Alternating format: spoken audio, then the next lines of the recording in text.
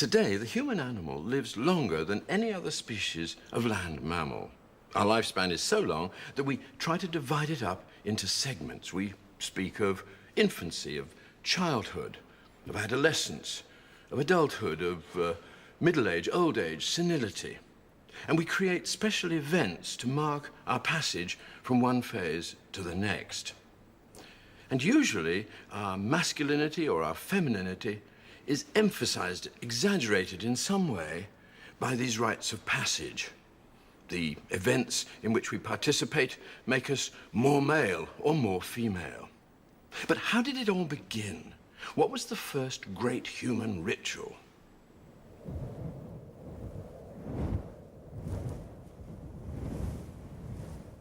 To find the answer for certain, we'd have to turn the clock back to primeval times and watch the behavior of our tribal ancestors. Now, of course, we can't do that. The best we can do is to look at a modern-day tribe, like these Bedouin living in the deserts of the Middle East, and use our imaginations to recreate the ancient past.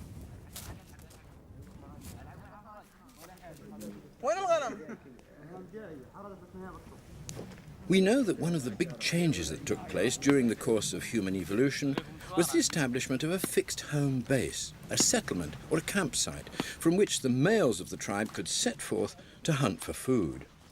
This meant that the tribal group had to split up for a while and then reform each time that a hunt took place. So our ancestors had to grow used to this new idea of departures and reunions, and the reunions inevitably were a cause for celebration.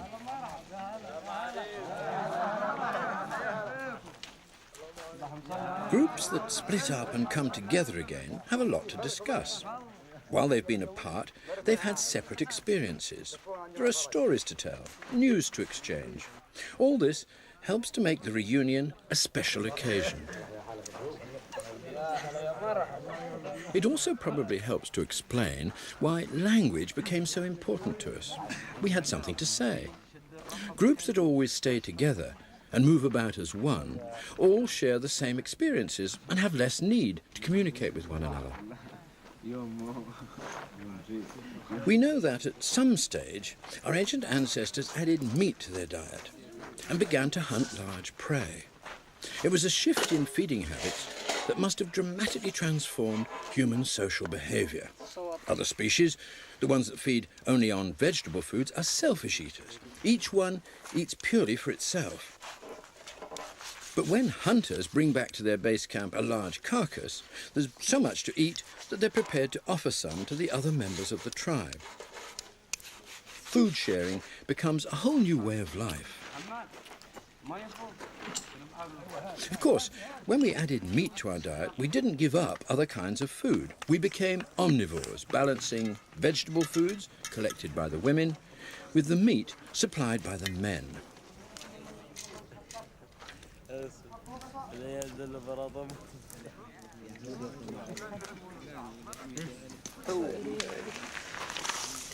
When large prey animals are on the menu, meat eaters become unselfish eaters, and the great moment when the precious food is shared out becomes an important tribal celebration.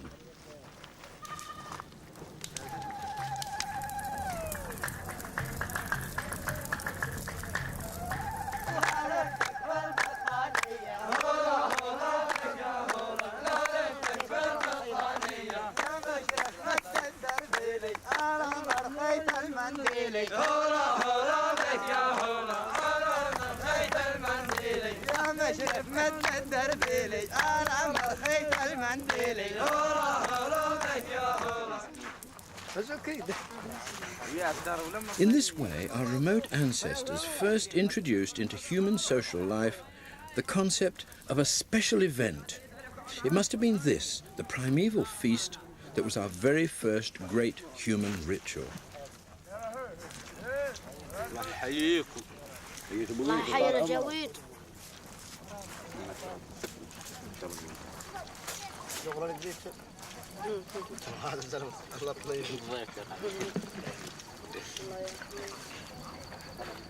Feasting like this is now so deeply ingrained in human nature that it tends to resurface on all kinds of special occasions, even when the central focus of the events has nothing whatever to do with eating or drinking.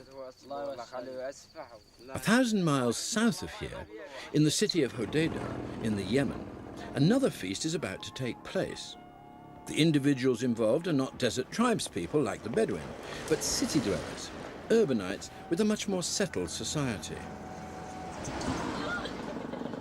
Here, the food will be enjoyed just as much, but eating is not the primary function of this particular gathering. The specific reason for this celebration is the announcement of the arrival of a baby boy. For this crucial rite of passage, the women gather together to rejoice in the fact that the new infant is male and not female. Had the baby been a girl, there would probably have been no ceremony at all.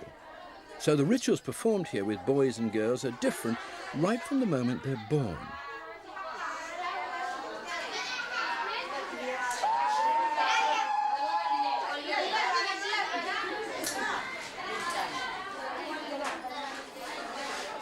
As part of the celebration, each of the guests donates a small sum of money to give the boy a good start in life.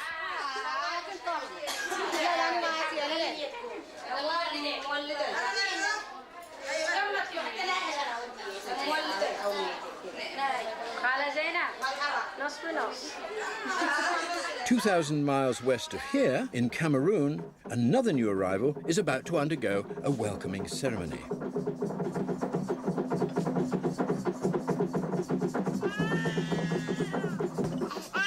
This West African traditional healer must purify the infant with protective oils, which are poured over and then rubbed into its somewhat reluctant body.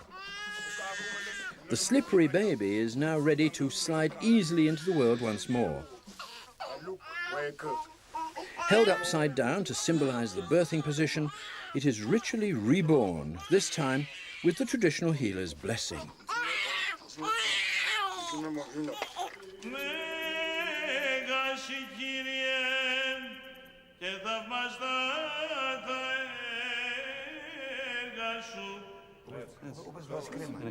The use of holy oil to anoint a new baby is not confined to the Cameroon. Here in Greece, at a christening ceremony, the baby's godfather covers this little boy's body with holy oil to protect it from evil spirits and prepare it for a symbolic rebirth. It's given a male name, reaffirming its male identity. The immersion of the child is meant to symbolize Christ's death and resurrection. The child, like Christ, is then reborn. Its original birth, emerging from its mother's body, is seen by the Church as an animalistic act that demands this later purification. While the mother anxiously watches, the priest anoints key parts of its body to seal it with the Holy Spirit.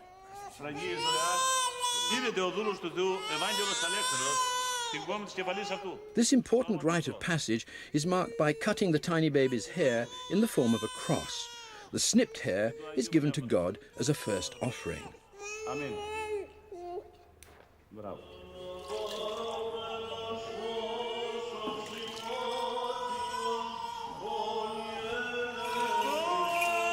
At this point in the ceremony, a special distinction is made between a boy and a girl.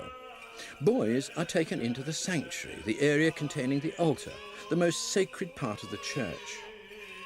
If the baby were a girl, she would be carried as far as the sanctuary doors, but then she would not be allowed to go inside. This is because in later life she'll go on to menstruate and bear children and, according to male-dominated church tradition, is therefore considered unclean. In fact, she'll be barred from entering this special area until she reaches her menopause and stops menstruating. So, from the very start of their social lives, these little children are being treated differently, and each rite of passage underlines this fact. In some countries where child mortality was high, there used to be a special ceremony to celebrate the fact that a baby had managed to reach its first birthday. In some Mediterranean countries, this still takes place even today. Here in Malta, it's known as the Uccia, and it's a moment when the differences between the male and the female are firmly established. As well as a birthday party, this is a moment when the baby's future, as a male or a female, will be determined. A traditional selection of objects which will differ according to whether it's a boy or a girl, are placed on a tray, and this is then positioned on the floor some distance from the infant. The object the baby chooses will indicate the path it will take in later life.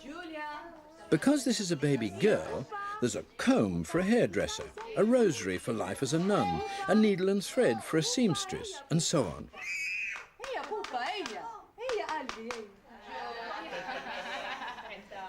Julia. Isa.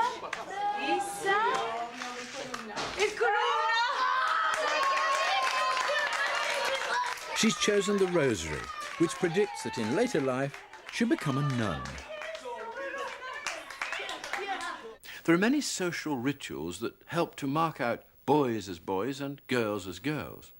When they leave the parental nest and go to school, they start to split up naturally into one-sex groups. Having played happily together as infants, they now start to avoid the opposite sex. This happens even in coeducational schools like this one in the United States. This gender separation of childhood is a natural process, not an imposed one. The children aren't acting out roles given to them by their parents, they're unknowingly performing an ancient pattern of incest avoidance. It works like this. By turning the members of the opposite sex into social strangers, they can later be rediscovered in a new sexual role when puberty arrives. The members of the opposite sex they can't isolate themselves from, their brothers and sisters, for whom familiarity breeds disinterest, will retain their non-sexual qualities. In this way, nature encourages outbreeding. The same thing is taking place here on the Pacific coast of Colombia. This group is nearly all girls, with hardly any boys present at all. And an interesting thing is happening. The girls are rehearsing for the time when they'll mingle with the boys once again, choose a mate and marry. The lyrics of the song describe a girl who works in a coal mine and is choosing a husband.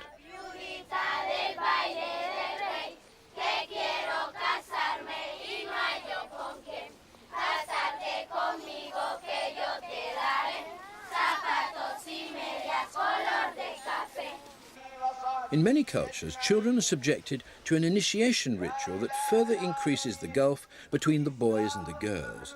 This rite of passage usually takes the form of a shared ordeal. Here in Turkey, boys undergo the ritual genital mutilation we call circumcision. This ordeal has the effect of distancing the boys from their parents. It's the first time, probably, that their parents have not been able to protect them from pain. Also, because it's a shared ordeal, the boys feel a bond of sympathy with the others in the group. The practice originally began as an ancient Egyptian custom introduced to ensure immortality. The Egyptians observed that when a snake sheds its skin, it becomes renewed, seemingly immortal. So it occurred to them that if a human male were to shed a piece of his skin, he too might become immortal. And since the penis rears up like a snake, it was quite clear which bit of skin it should be. This strange ritual spread from ancient Egypt to other cultures in the Middle East and then around the globe, so that it now involves 20% of the world's male population. Of course, as it spread, snake worship was soon forgotten and spurious medical reasons were invented to keep the practice going.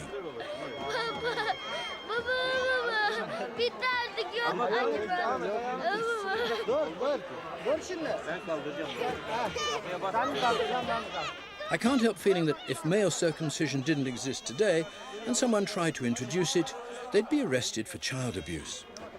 But its traditional role as a major rite of passage is too entrenched to bow to common sense or objective medical opinion.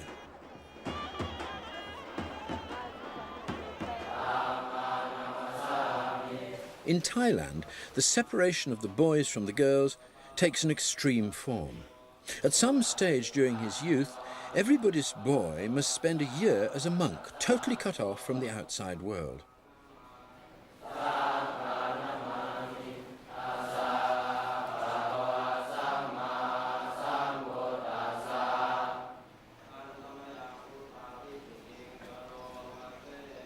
He must rise at dawn and devote much of the day to praying to the Buddha.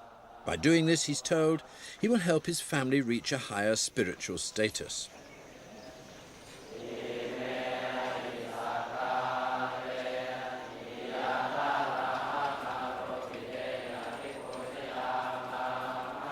As before, this major rite of passage separates the boys not only from the girls, but also from their own families.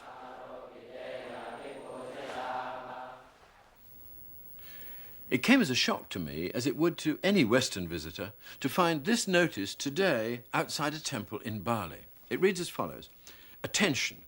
To maintain the religious purity and cleanliness of this temple, women during menstruation should not enter the temple."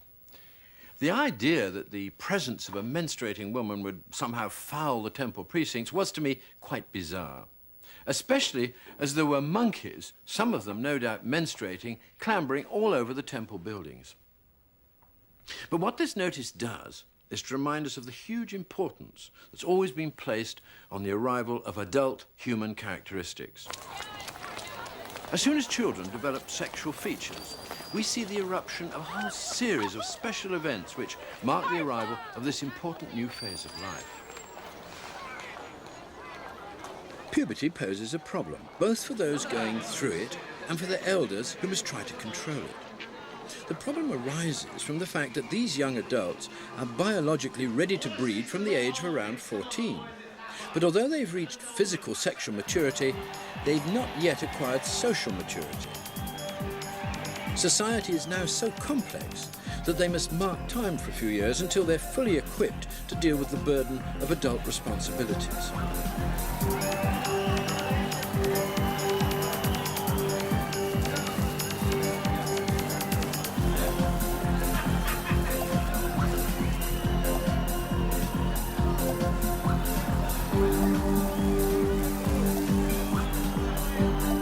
In the West, we allow these young adults to explore, even show off their new status. But at the same time, we take steps to ensure they don't do so too dramatically. The parents of these teenagers at this upmarket dance have paid around $40 per ticket in exchange for guarantees from the organizers that there'll be no drink, no drugs, and no sexually explicit behavior, with varying degrees of success. Some other cultures adopt a much more severe attitude towards young adults, especially young adult females. Among the Wayu people of Colombia, for instance, a girl's newly acquired sexual maturity is seen as such a danger that she must be ruthlessly isolated from all social encounters. She's shut away on her own inside a little hut for up to 3 years. Her only occupation during this time will be to make hammocks. All her food is brought to her by the female members of her family, and they give her instructions on how to become a woman.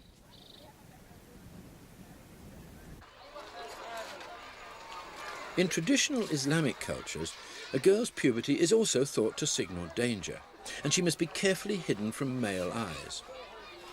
From the time of her first menstruation, she must conceal her face, not behind the 4 walls of a hut, but behind a portable enclosure, the veil. The moment that a girl buys her first veil is highly significant. It totally transforms her life, the openness of childhood being replaced by the secrecy of adulthood. She'll continue to wear the veil for the rest of her life and may even be buried in it.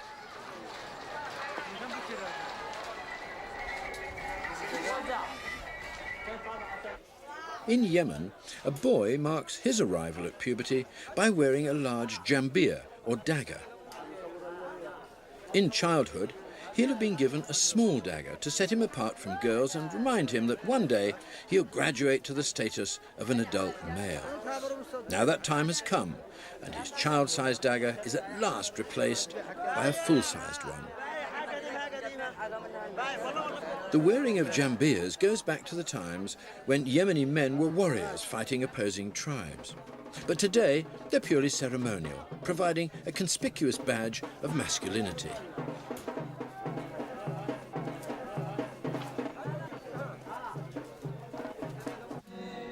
Among Latin American communities, when a teenage girl arrives at womanhood, a compromise is reached between freedom and restraint. In a special 300-year-old ceremony called the quinceañera, she dresses like a bride and at first sight appears to be attending her wedding. But this is misleading. Her vows on this occasion are not of fecundity. Instead, they're vows of chastity.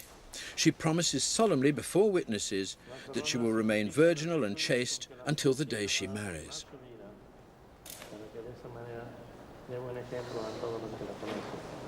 Gracias por tu inmensa gloria, gloria a nuestro Dios en lo alto de los cielos, y en la tierra paz a los por él amados.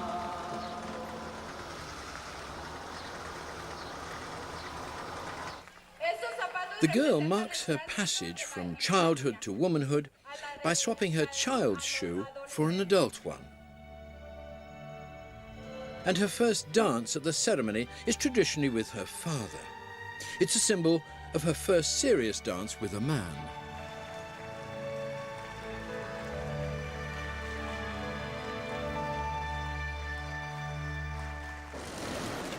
Among certain classes in Britain, adolescent girls are given their own Western version of ritual confinement. But they're confined not by little huts or by veils or by vows, but by behaviour, by an enveloping network of rules and regulations, of etiquette and social conduct. That's great. Okay then, ladies, now we're looking at exiting a room and particularly the impression that you leave behind you. If you think about it, when you leave the room, the last thing people see is your back. It's not necessarily the right bit. So to make a stronger impression, make sure that you open the door properly. So if the door handle's on the right-hand side, as it is in this case, you would take it in your left hand. And rather than just open the door and walk straight out, you're actually going to do is turn around, take the outside door handle in your free hand, and remember, if you're worried that the door's going to drop on your foot, don't come right into the room, just leave your foot slightly behind you, so if the door did drop, it would get caught on your foot. Now, we're going to look at sports cars, because sports cars are notorious for people coming croppers, getting into and out of. So get as close to the seat as you can, slide one foot in, keep the knees quite close together, and then lower yourself onto the seat and bring in your free leg, obviously closing the door behind you. And then coming out exactly the same thing in reverse. Keep the knees together and then stand up, taking your weight on the left leg, remove the right, and then you would take your handbag or whatever out and then close the door. Does that make sense? Attention! We are in Bravo! Here we go, Bravo! Go, Bravo! Here we go, Bravo!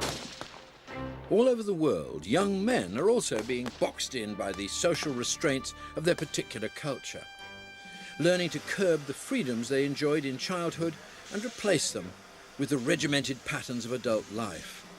These military recruits must also be physically moulded, having their heads shaved to increase their group uniformity.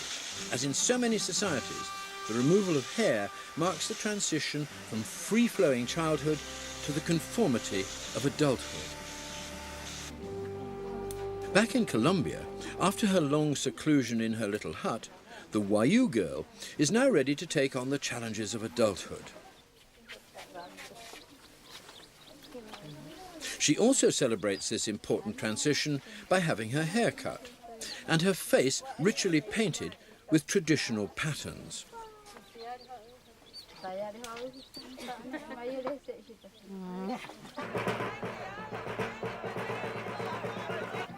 She's being prepared for an important ritual. In her case, it's literally a coming out ceremony.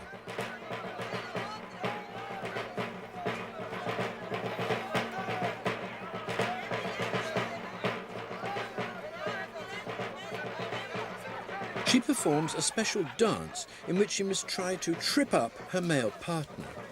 Symbolically, this means that when married, she will be the dominant partner. There's nothing unusual about this among the Wayu, for this is that rare thing, a matriarchal society.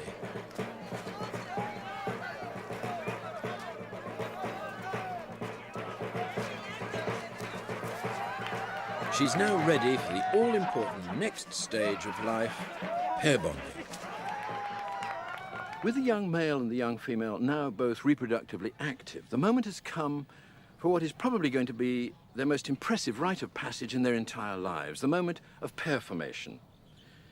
All over the world, in 100 different ceremonies, in little churches like this one, the young couple will declare their profound and eternal attachment to one another in the presence of their loved ones and their friends.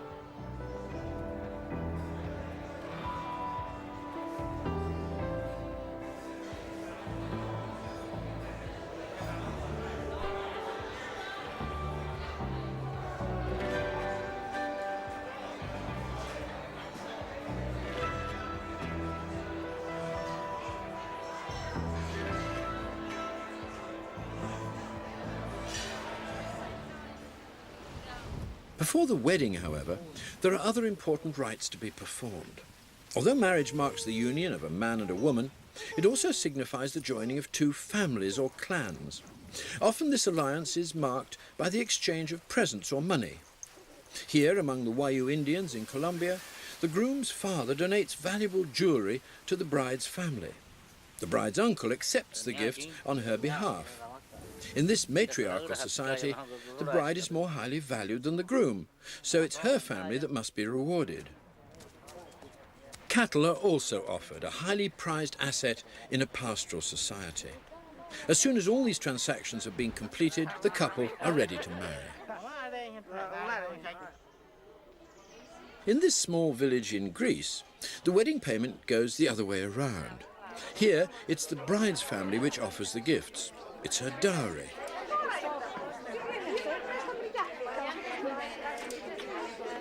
First of all, these gifts must be collected together at the house of the bride's mother. Then, the family proudly displays them to the assembled village.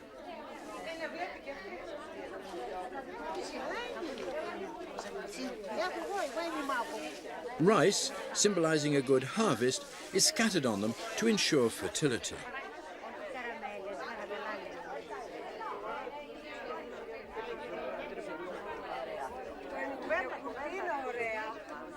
The dowry consists of sheets, blankets and hand-crocheted lace, which grannies and aunts would have been making since the bride was a child.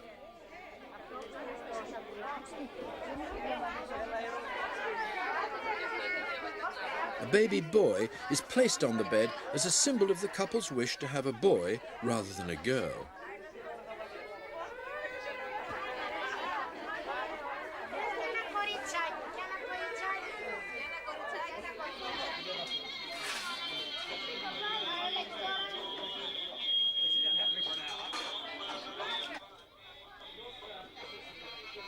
The dowry is now ready for collection by the male members of the other clan, the groom's family.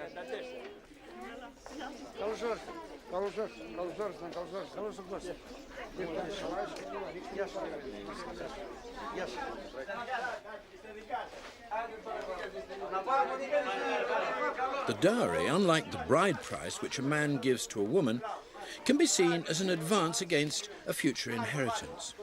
The bride receives her share of her parents' wealth now, when it's most needed, rather than when they die.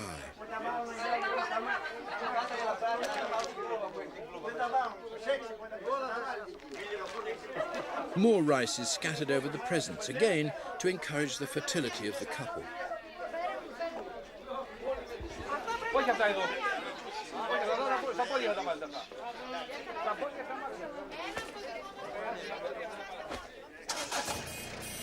The men take the dowry back to the groom's village, where the couple will set up their new home.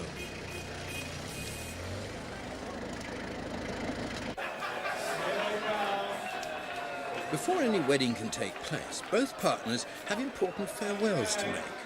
This British groom is marking his departure from his male gang by participating in the raucous ceremony of a stag night or bachelor party.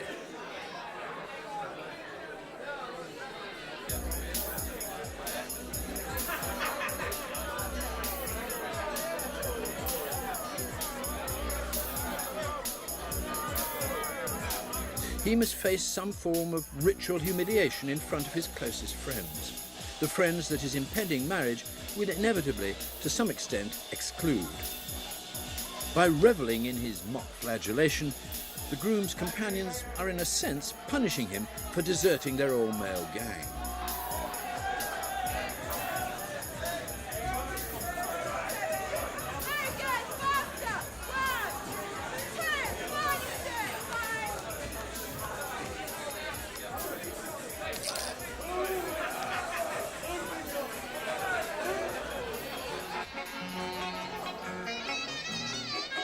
Back in the Greek village, a rather more decorous farewell is being made by the bride-to-be.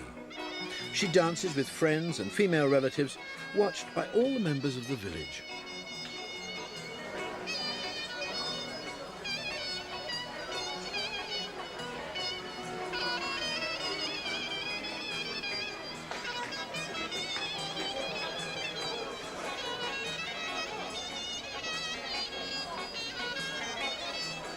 If we're to judge a society by its rituals, it has to be said that villages are often more elegant than their big city counterparts.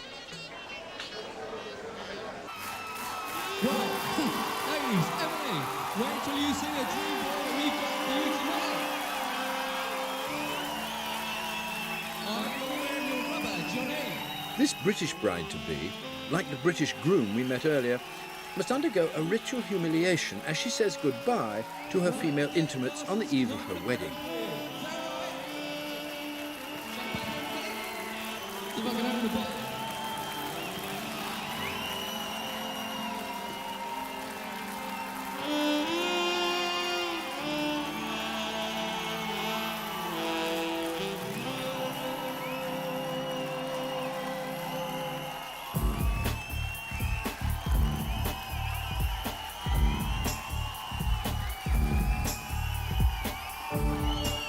She's symbolically seduced while her friends watch and applaud. Again, she is being light-heartedly punished for deserting her female gang.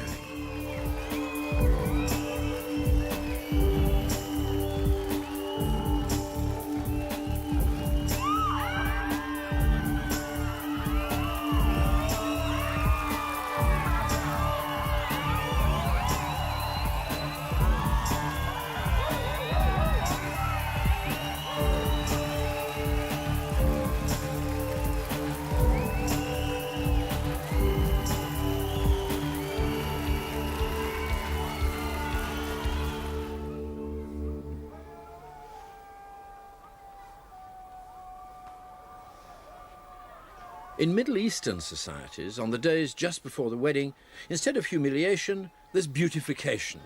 This young bride is ritually unveiled in front of her women companions. Because this makes her vulnerable, she wears a sprig of basil, seen as a holy plant that will ward off evil.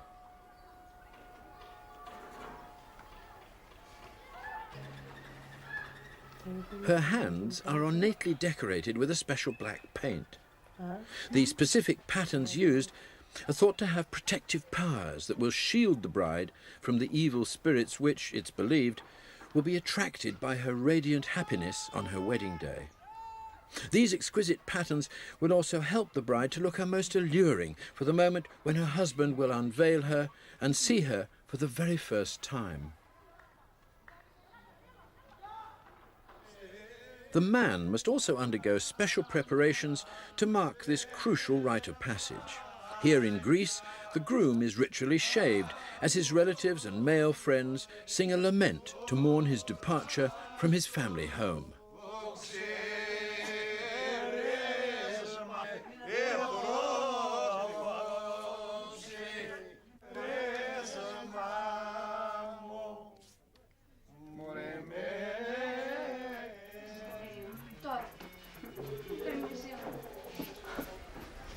The Greek bride is having her face painted to look even more feminine.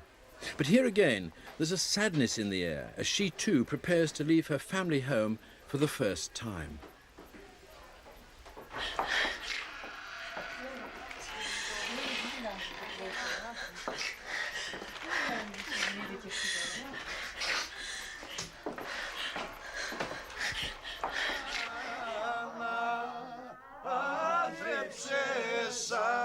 The groom is ritually dressed.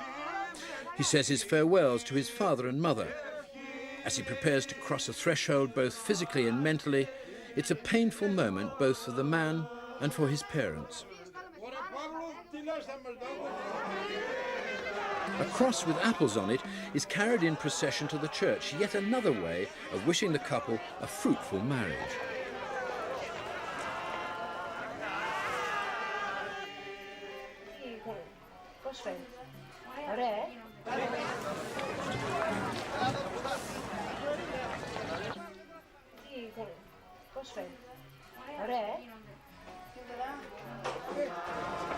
The whole village turns out to escort the groom from his home to the church, where he'll undergo the most important rite of passage of his life.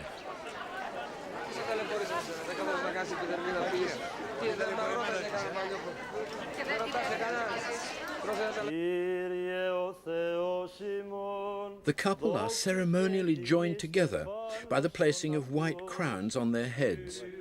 By a curious sleight of hand, the crowns appear to be exchanged, but if you watch closely, you'll see that they end up where they began. So, although the couple are merging, their separate male and female identities are retained.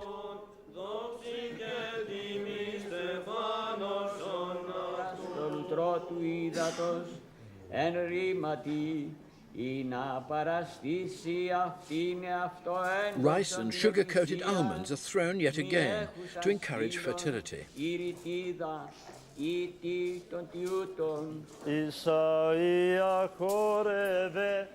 Still wearing their crowns, the bride and groom are now led in a circle 3 times. They're circling, symbolizing the eternity of the marriage bond.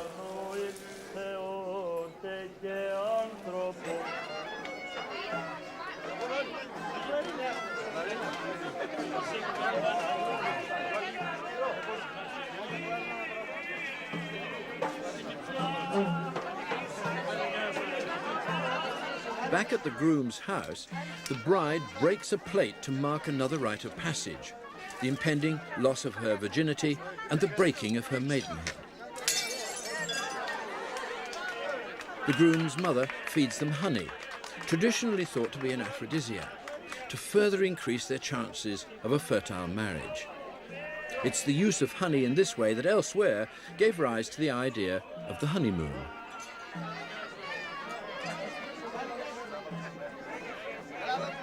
The husband and wife now publicly display their new status by dancing in the village square, watched by the whole community.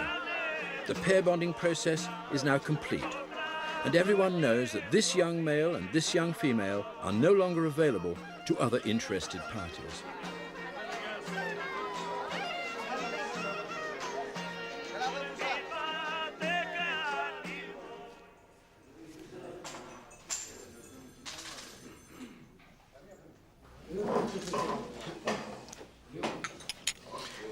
One of the effects of the pair bond is to isolate the couple from the rest of society. The friendship ties from the juvenile period are very often broken. The family unit turns in on itself. But after the children have been reared, this isolation is counteracted by the arrival of a second wave of all-male or all-female activities.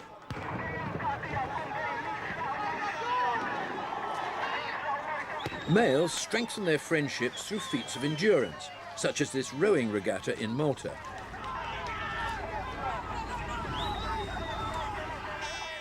It's almost as though the gangs of school days had resurfaced in a mature form.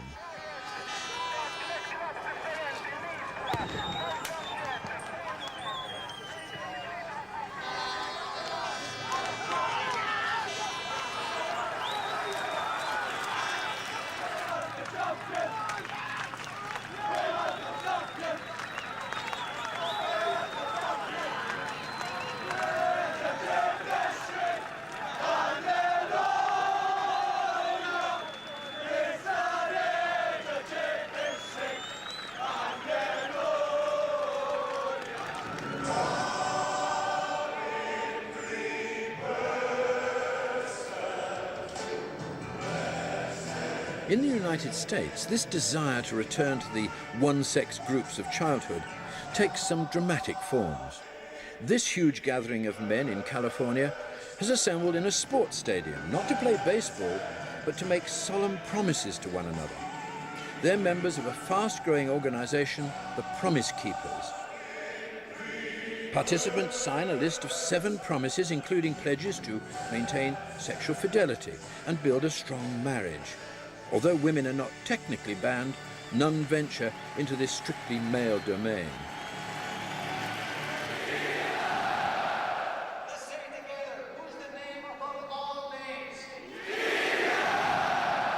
Here it is, chapter 1, verse 19. And I can just say it from my heart to you. My dear brothers, take note of this. Everyone should be quick to listen,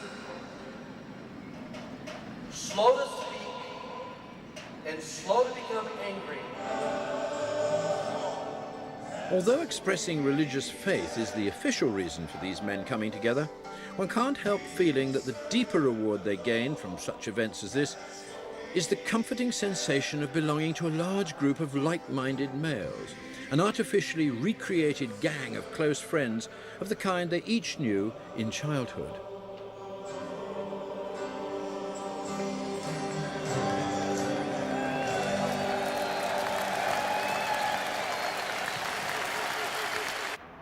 Women, too, often seek to re-establish one-sex groups in middle age.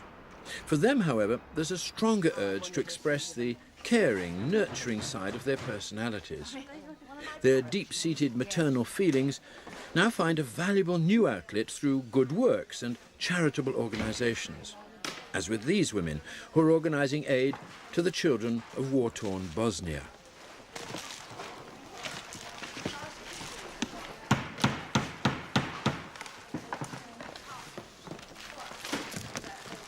Like men at their sporting events, women also enjoy less solemn, more entertaining gatherings.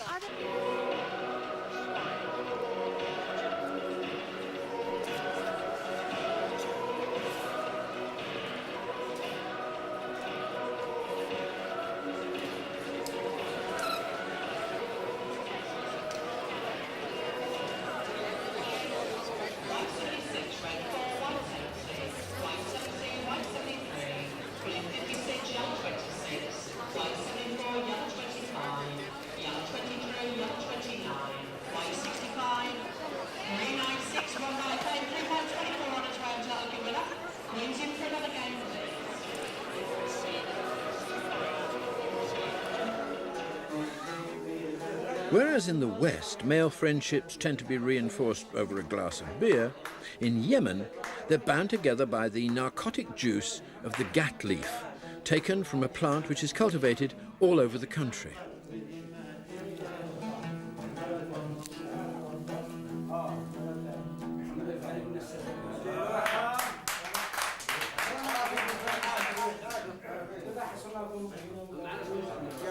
The plucked leaves are stored in the cheek, and the juice is slowly sucked out.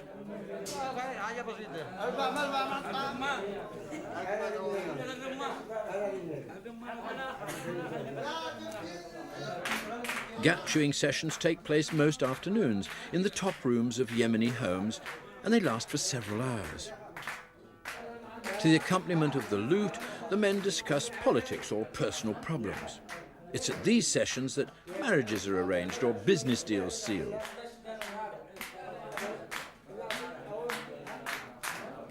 Gat is also used to mark important ceremonial occasions.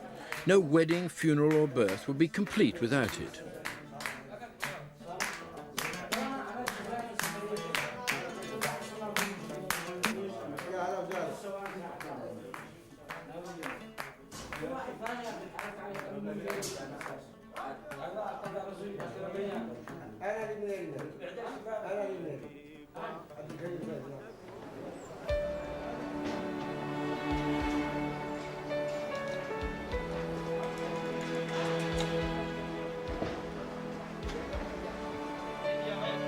As men reach old age and their pace begins to slow down, they can still consolidate their male friendships by sitting in the cafe in the village square, watching the world go by, or playing cards. Even these small, trivial rituals of daily existence provide comforting punctuations in the long life sentence we now enjoy.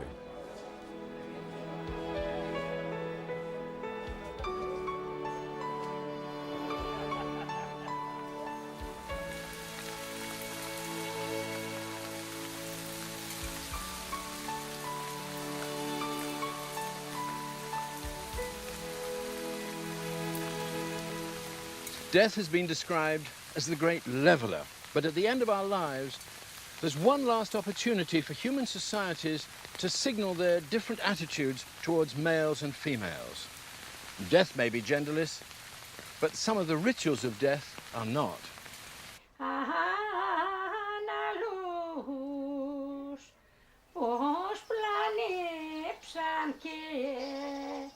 In Greece, it's the women who sing laments to the dead.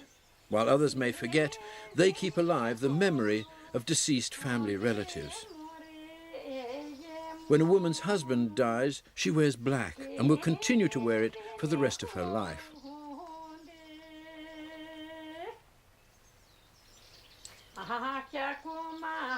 It's exclusively a woman's job to tend to the spiritual side of both life and death. The woman tends the graves. She cleans them and adorns them with flowers. She lights the candles which perpetuate the memory of the dead.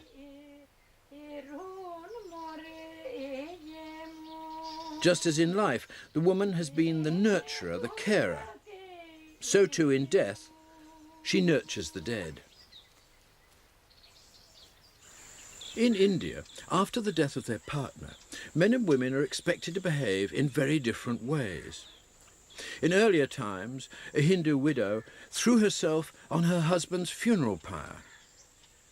This was called sati, and this shrine in Rajasthan commemorates a woman who killed herself here in 1972.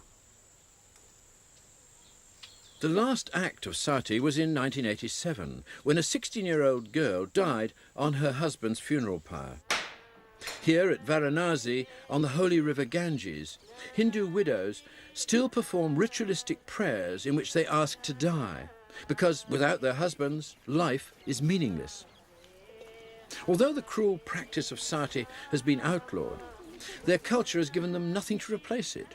So once they're widowed, they have no position in society, no role to play. They can now outlive their men, but they're forbidden to remarry. And for many, this means destitution. They're forced to live in ashrams on the banks of the river, where they devote themselves to a life of prayer.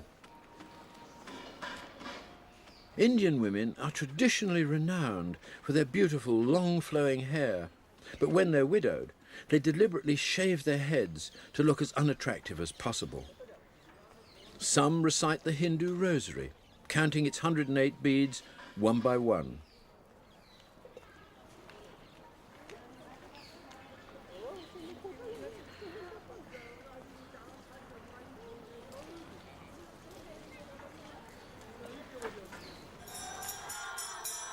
The women pray to the Hindu gods, asking for release from their final days of hardship.